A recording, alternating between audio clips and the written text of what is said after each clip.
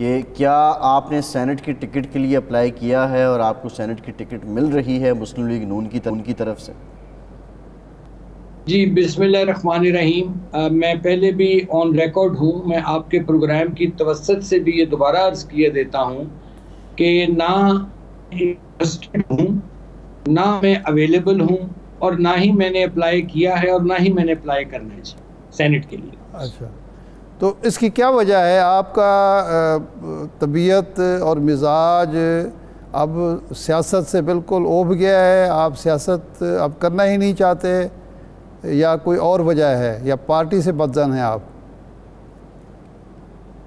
नहीं, सियासत में ज़रूर करना चाहता हूँ इरशाद अहमद आरिफ साहब, लेकिन मैं ये देख रहा हूँ कि पार्टी में कुछ ऐसे लोग जिनको मैंने हमेशा एक लफ्ज़ दिया है, पॉलिटिकल टॉडलर्स आ गए हैं। अच्छा। और आप देखिए ना कि ये वो जमात थी जो कभी विफाक में भी और चारों सूबों में हुकूमत बनाती थी नवाज शरीफ साहब की क़यादत में, 2/3 मेजॉरिटी के साथ, कभी सिंपल मेजॉरिटी, कभी कंफर्टेबल मेजॉरिटी के साथ। आज ये सूरत हाल है कि ये जमात जो है अनफॉर्चुनेटली, और मेरा दिल दुखता है कि ये सुकड़ कर एक सूबे के लेवल तक आ गई है, और वहाँ भी जो मामलात हैं आपके सामने हैं। तो मैं देखिए, मैं हमेशा इरशाद अहमद आरिफ साहब, मेरी तरबियत कुछ इस तरह की है और मेरी तबीयत भी कुछ इस तरह की है कि जहाँ मेरी ज़रूरत नहीं होती मैं वहाँ अपनी मौजूदगी जौन सी है उसको मुसल्लत भी नहीं करता। अच्छा। लेकिन मैं ये समझता हूँ कि कुछ अरसे से ऐसे मामलात हैं, कुछ मुझे भी गिले हैं, शिकवे हैं जमात से, उनको भी होंगे, लेकिन मैं इन हालात में मैं मुनासिब नहीं समझता कि मैं अपने आप को इम्पोज करूं, क्योंकि मुझे किसी से मुस्लिम लीगी होने का सर्टिफिकेट लेने की तो ज़रूरत है नहीं।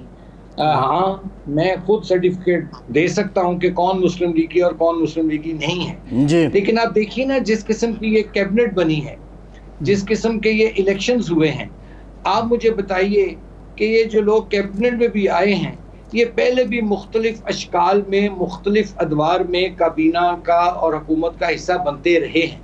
तो क्या फ़र्क पड़ा जी? मुझे ये बताइए कि अच्छा डॉक्टर साहब सवाल ये है, डॉक्टर साहब यही सवाल है कि एक तो जो वज़ीर ख़जाना है मोहम्मद औरंगज़ेब साहब, आप समझते हैं कि क्या वो मुस्लिम लीगी हैं या उनका बैकग्राउंड है? हमारी नज़र में तो वो टेक्नोक्रेट हैं। और दूसरा, इसहाक डार साहब को उन्होंने रिप्लेस किया। आप समझते हैं कि ही इज़ एनफ कैपेबल कि वो इस मुल्क के अंदर जो माशी बहरान है और गरीब और अमीर की जो तफरीक बढ़ गई है, मिडिल क्लास कम हो रही है, इन चैलेंजेस पर वो काबू पा सकेंगे? अब्बासी साहब, मैं तो I don't know the gentleman, मैं नहीं जानता कि ये कौन साहब है वज़ीर ख़जाना। सुना है कि ये हबीब बैंक के कोई CEO टाइप चीज़ लेकिन देखिए, पाकिस्तान को एक बैंकर की ज़रूरत नहीं है। ये तजुर्बा हम ऑलरेडी शौकत अजीज़ की शक्ल में भुगत चुके हैं और मोइन कुरैशी वगैरह की शक्ल में भुगत चुके हैं। पाकिस्तान को एक थॉरली, एक जेन्युइन माहिर मईशत की ज़रूरत है, जो पाकिस्तान की जो ग्राउंड रियलिटीज़ हैं, जो माशी मुश्किलात हैं, उनको पाकिस्तान को निकालने में बाहर मदद करे। हाउएवर, हैविंग सेड दैट, और फिर शुमिए किस्मत देखिए कि एक साहब ऐसे हैं ये, जिनका नेशनैलिटी जो सी थी वो डच नेशनैलिटी थी, वो हलफ उठाते हैं, फिर उनको पाकिस्तानी नेशनैलिटी दी जाती है। और जहाँ तक आपने कहा कि ये क्या कर पाएंगे, it's very early to comment. Pakistan के जो इश्यूज हैं, जो गुर्बत, महंगाई, बेरोजगारी, एजुकेशन है, हेल्थ के इश्यूज हैं, मतलब एक पाकिस्तान इस वक्त एक अनगवर्नेबल स्टेज पर खड़ा है। इसको पटरी पर वापस लाना, खुसूसन मईशत, वो एक बहुत बड़ा चैलेंज है। और ये जो कैबिनेट है, मैं तो सच्ची बात है, माजरत के साथ, मुझे तो ये एक जुगाड़ का मीना लगती है। तो कोई कहीं से आ गया, कोई गैर मुंतखब है, कोई अजनबी है, कोई अपना कहाँ से आया है, आई डोंट नो। मुझे तो लग रहा है कि ये अच्छा, एक सेटअप। डॉक्टर साहब ये फरमाएं कि मियां नवाज शरीफ साहब को वज़ारत उज़्मा ना मिल सकी, इसहाक डार साहब को जो उनके सबसे करीबी और काबिल एतमाद साथी थे उनको वज़ारत ख़जाना ना मिल सकी, आपको सेनेट का टिकट नहीं मिल रहा, तो क्या वाकई ये माइनस नवाज शरीफ फार्मूला लेकर ही मुस्लिम लीग इक़्तिदार में आई है और इक़्तिदार इस शर्त पर मिला है कि जी माइनस नवाज शरीफ और नवाज शरीफ के साथी जो हैं इस तरह काम चलेगा? आप यही समझते हैं जिस तरह के जावेद लतीफ़ साहब भी तासुर दे रहे हैं? इरशाद अहमद साहब, मैं इसमें एक थोड़ी सी तस्हीह कर दूं कि मैं टिकट का ख्वाहिशमंद ही नहीं हूँ, इसलिए मिलना ना मिलना तो बात का मरहला है। मैं तो इस दौड़ में अपने आप को शामिल ना किया है ना करूँगा। जहाँ तक नवाज शरीफ साहब का आपने फरमाया, मैं समझता हूँ कि नवाज शरीफ साहब को वजारत उज़्मा से महरूम किया गया है और नवाज शरीफ के जो साथी हैं उनको भी साइड लाइन किया गया है, और जिन लोगों ने किया है वो आज नहीं तो कल ये चीज़ें खुलकर सामने आ जाएंगी। लेकिन दिस इज़ वेरी अनफॉर्चुनेट, ये बड़ी बदकिस्मती है, चूँकि जो हमारा नारा था वो था पाकिस्तान को नवाज दो। फिर उसके बाद एक इश्तिहार आता है जिसमें वज़ीर आज़म नवाज शरीफ का इश्तिहार एक दिया गया इलेक्शन से 2 दिन पहले। और फिर सबसे बड़ी बात कि देखिए, जो पाकिस्तान का जो नवाज शरीफ का वोट बैंक है, जो कि नवाज शरीफ का वोट बैंक है, बाकी तो सब तो फैली हैं उसके उस वोट बैंक के, तो नवाज शरीफ साहब का जो ये वोट बैंक है और उनके जो वोटर्स हैं, सपोर्टर्स हैं, उनके जो चाहने वाले हैं, उनके जो लॉयलिस्ट पार्टी के लोग थे, वो तो नवाज शरीफ चौथी मर्तबा देखना चाहते थे। लेकिन अब क्या किया जाए कि एक ऐसा स्प्लिट मैंडेट आया। डॉक्टर साहब, अगर वो नवाज शरीफ साहब को वज़ीर आज़म देखना चाहते थे, नवाज शरीफ आए, उनका कोई बहुत भरपूर इस्तकबाल नहीं किया जा सका, इसकी वजह से उनको सिर्फ एक जलसा करना पड़ा। बाद में मियां नवाज शरीफ साहब कैंपेन के लिए निकले, कोई बहुत जो है पुरतासीर मौसर किस्म के कैंपेन नज़र नहीं आई।